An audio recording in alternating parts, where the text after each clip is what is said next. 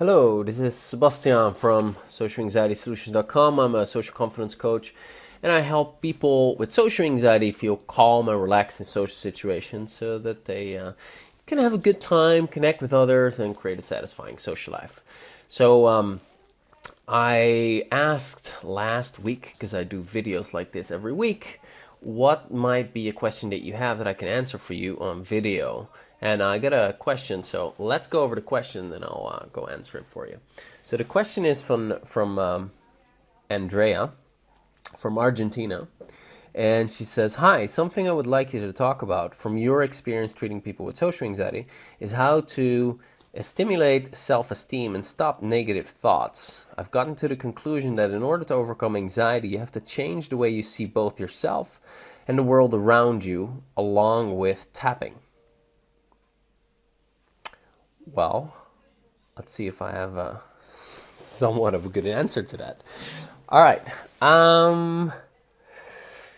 Yeah, so I'll talk about self-esteem. I'll talk about quote-unquote stopping negative thinking and how to, changing how you see yourself and the world and other people. Because you're right, Andrea. That's true. You indeed want to... I'm going to go for a walk.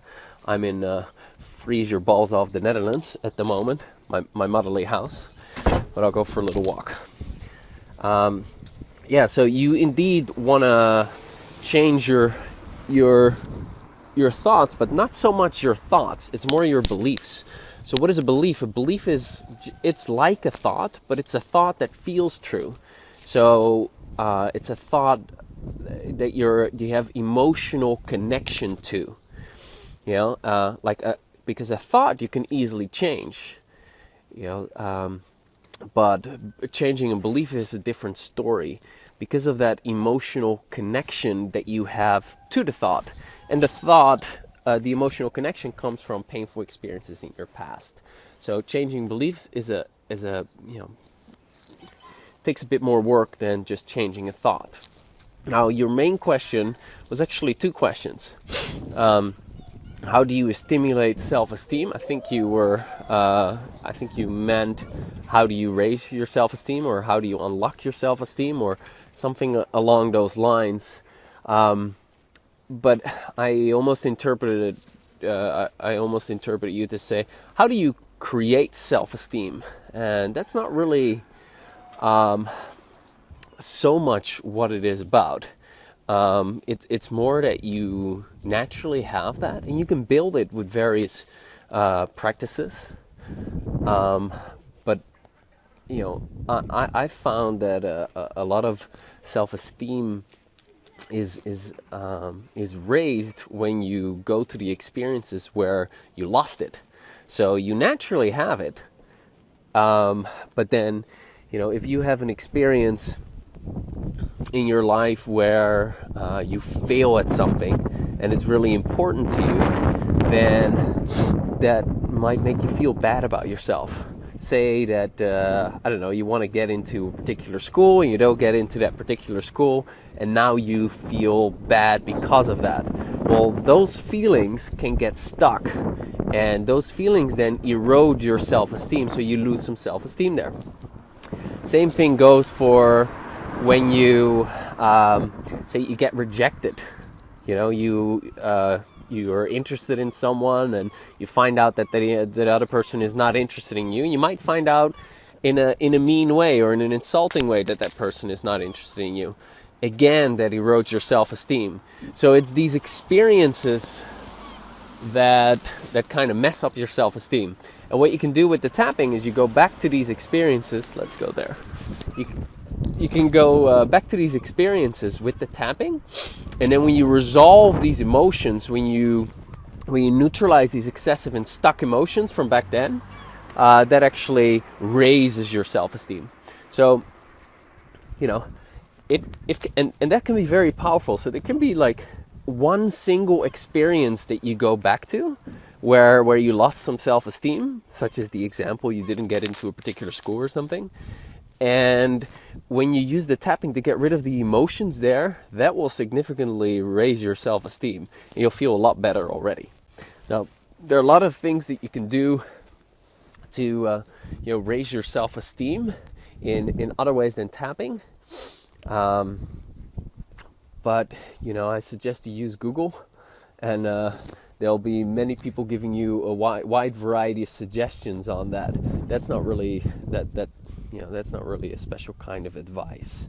That's just taking better care of yourself, working out, those kinds of things, meditating, looking after yourself, treating yourself nicely, and that kind of stuff. So there you go. So then the other part, which is kind of interesting. Can you see where I'm at? Probably not.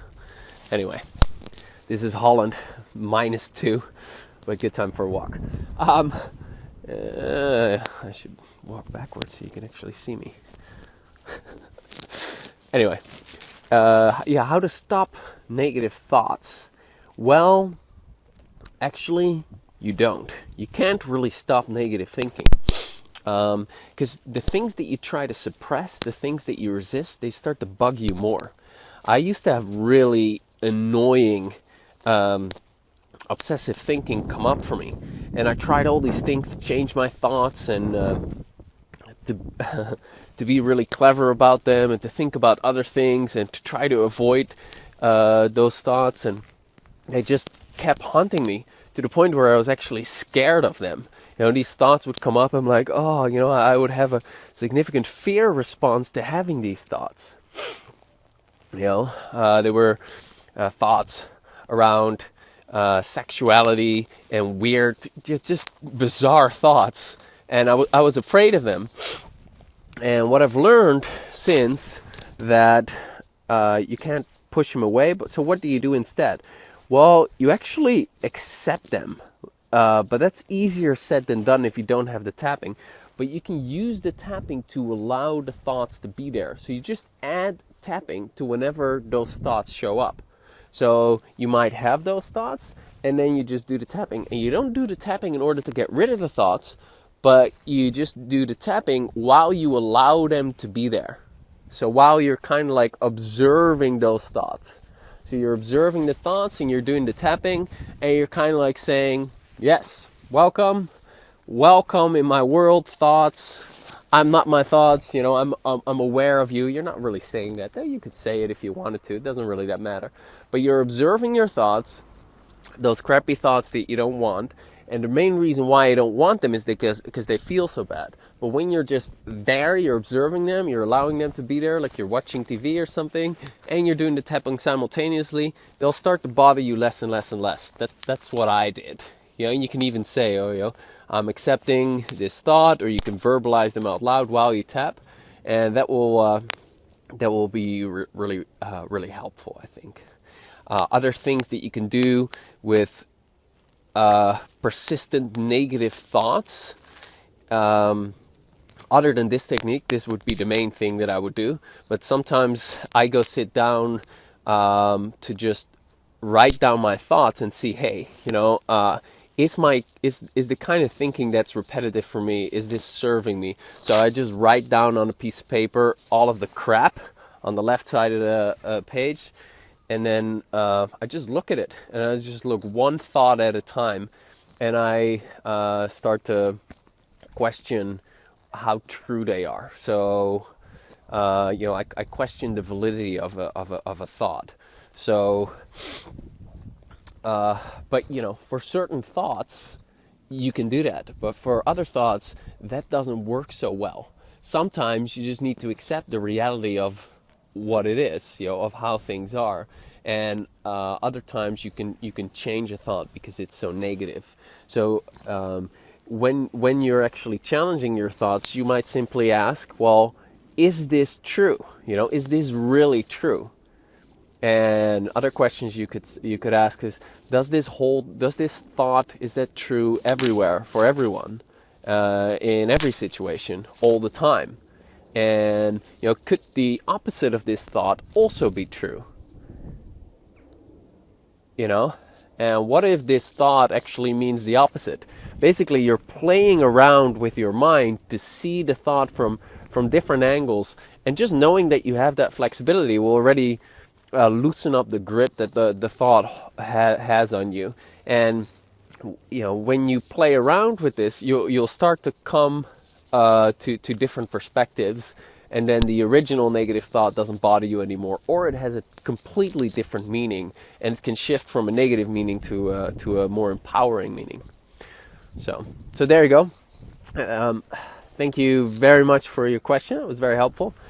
And my name is Sebastian from socialanxietysolutions.com, and have a great one. Signing off from freezing Holland. Bye for now.